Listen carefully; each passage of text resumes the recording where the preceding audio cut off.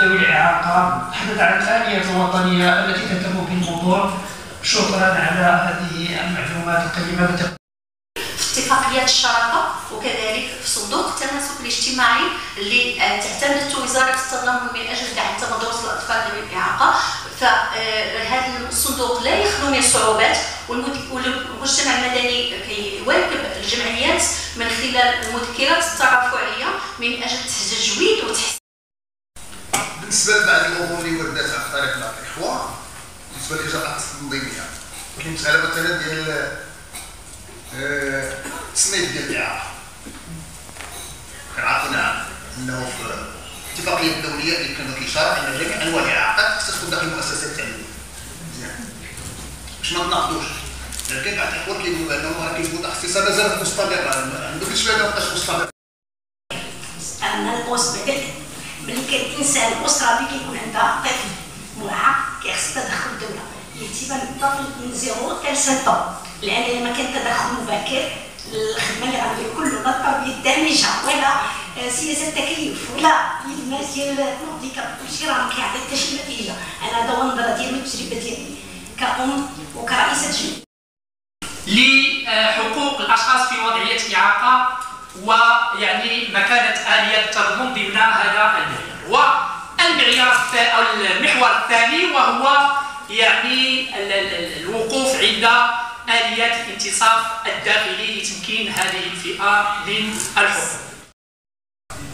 تتعلق المداخلة الأستاذ الشكواري لأهميتها، وأيضا باعتبارها هذه دراسة تمس واحد تقريبا نص ديال مجال الترابي للمغرب عموما، اللي هو بعض الجهات الجنوبية من سوس إلى عموم الصحراء.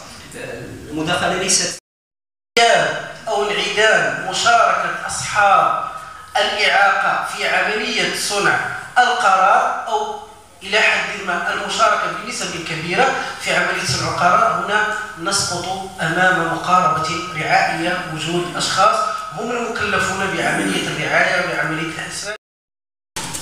خصوصا سأقتصر هنا على الجانب في السياسات التشريعية، وسأقتصر على نظام التعليم. فعلا نتحدث عن المشروع الوطني للتربية الدارجة الذي تم تنزيله سنة 2019، ولكن هذا المشروع على مستوى التنزيل سواء على مستوى الإجراء في إطار المرتضى كجهة أكاديمية ممكن حنا غير نراسلوا مجلس المستشارين باش تنقوا في إطار يعني الجهة ديال السوس مع الفاعلين المدنيين مع المعنيين يعني في فئة التدخل العمومي بحال الأستاذ والمنظومة الصحية والمنظومة التعليمية، ممكن نخدموا هاد الناس استجابوا للمفاوضات. سينو غادي نديروا واحد العمل رصيد غادي نرصدوه وغادي نبعثوا لهم. إذا هذا هو غير تفاعلا مع الأستاذة الفاضلة، وشكرا. عفاف عفان العاجي على هذه المداخلة القيمة. وننتقل إلى المتدخل القادم وهو الدكتور عبد الإله الأمين، أستاذ قانون عام كلية العلوم القانونية والاقتصادية والاجتماعية. بحضور كريم وكذلك المنظمين القائمين على هذه الندوة العلمية المتميزة تبارك الله. كنشكر جميع الحضور الكريم وعلى رأسهم السي نور الدين رئيس مكتب الدراسات، وكذلك الناس اللي مدوين عن الندوة. صراحة الندوة غنية عن كل تعريف. معكم حسين سعيدي كجماعة، وكذلك صحفي بعض المغرب في رياضة الكاراتيه 5 ديال المرات في بطولة المغرب، وكذلك جميع الحضور. وكذلك هذه الندوة العلمية حابة لكم كانوا الأشخاص ذوي إعاقة حاضرين في هذه الندوة، باش تاهما يحسوا بالمعاناة اللي كيحسوا بهم المجتمع بحكم حنا مقسمين مجموعة من الأمور، مجموعة من الإكراهات. وكذلك كانوا هنا جاو المسؤولين باش يحضروا معنا في هذا اللقاء العلمي المتميز، وكنبغي نشكر جميع الحضور، وكذلك مجموعة من المداخلات كانوا قيمين.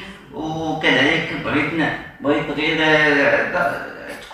يكونوا أفكار، يكونوا توصيات، وكذلك مقترحات كما سمعت انا بمداخلات كيهضروا على الاقصاء وعلى كذلك على انا زعما انا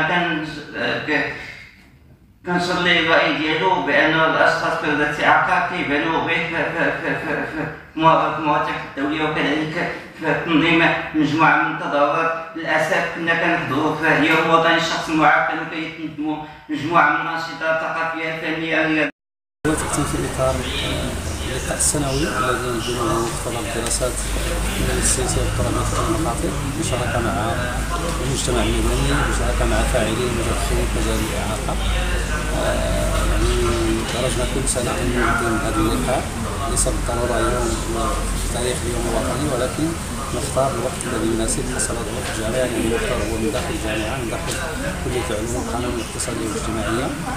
في السنة الماضية طرحنا سؤال الحق في التعليم الجامع، وهذه السنة نطرح سؤال مدى وجود مشكل الإعاقة في هو مذهب إلى القانون 97 كيدوز. حتى منظمة الصحة العالمية تجاوزت المقاربة الطبية رغم أنها المشتغل المركزي الدولي في مجال الصحة باعتماد البيوبسيكوسوسيال، يعني استحضار بعد البيولوجي والاجتماعي والنفسي. لكن الإشكال أنا أعتقد الإشكال الأساسي الذي يطرحه نفسه هو هل هذا التحول في النموذج من الطب نحو الاجتماعي. مداخلتي سوف تكون يعني باحث سيكون ماستر وكذلك إطار متصرف بوزارة الشباب والثقافة والتواصل. إذا مداخلتي سوف تكون حول يعني المداخلة أو التفاعل سيكون حول المداخلة المتعلقة بتشغيل الأشخاص في وضعية إعاقة.